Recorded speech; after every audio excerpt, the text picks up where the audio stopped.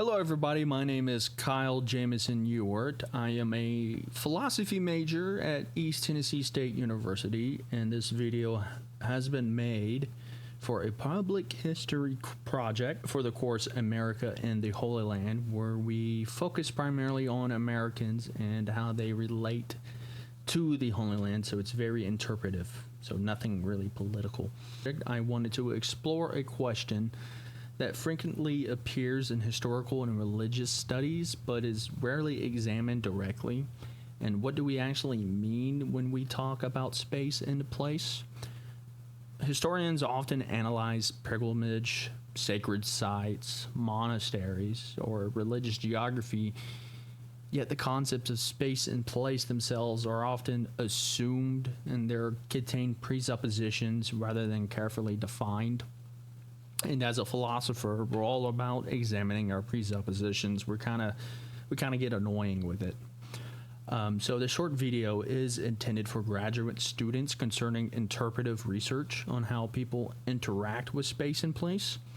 My goal is to briefly examine several philosophical approaches to space, translate their ideas into logical structures, and test how well they help explain something historians often discuss: space and place, or sacred place, sacred space.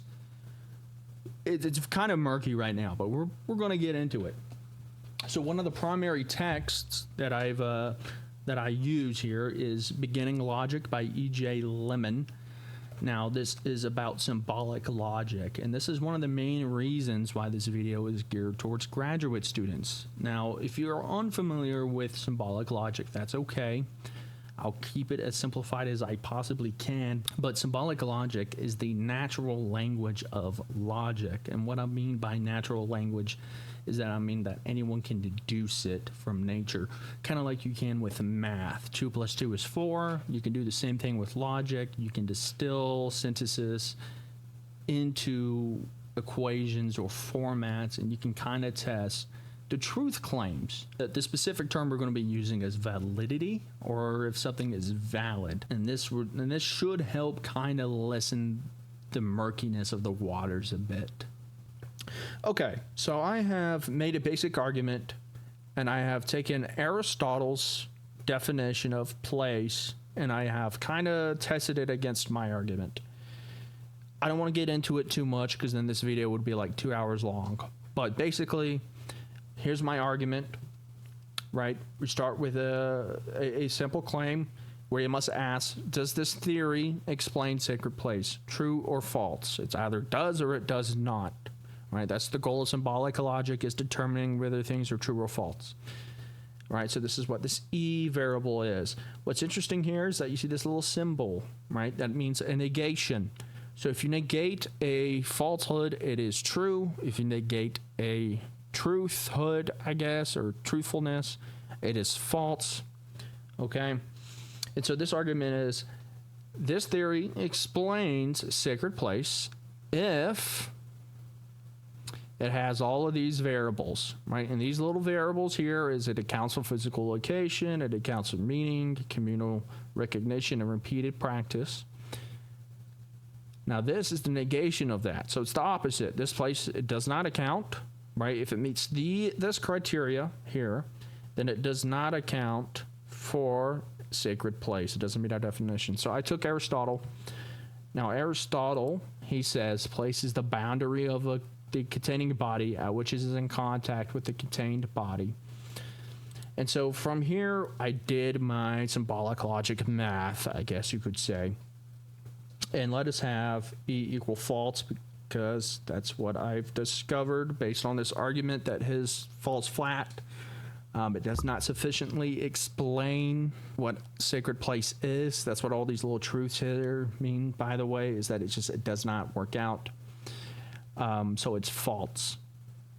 Now, how did I get to that conclusion? It's based on some symbolic logic rules. I can't really delve into it. But just know, based on this test, that his argument doesn't work. It doesn't fit the mold that I'm looking for. Okay, so I ran through some of the other philosophers, but I'm going to focus on Edward Soja because he's probably the most important figure that we can discuss. Now, Edward Soja, he said that place is both real and imaginary, or space itself is both real and imaginary, right? These are these terms that we could use. So I did the thing like I did with Aristotle. I ran him through I ran him through my argument, okay? And in my arguments, it's very interesting what the impact is. Let me make it more clear for you. Okay, as I was saying, right, with Edward Soja, I did the same thing with Aristotle, right? I gave him these truth values. I'd say that his idea that space and place, it is both real and imaginary. It contains these things. It has the ability to account for meaning, communal recognition, repeated practice, all of these things, right? And a physical location, of course. So we get truths all the way across the board here. But this is where things get really interesting. Because when I proposed that his theory, it does not explain sacred place, because I like to be contrarian. So I was like, yeah, sure, let's say it's false.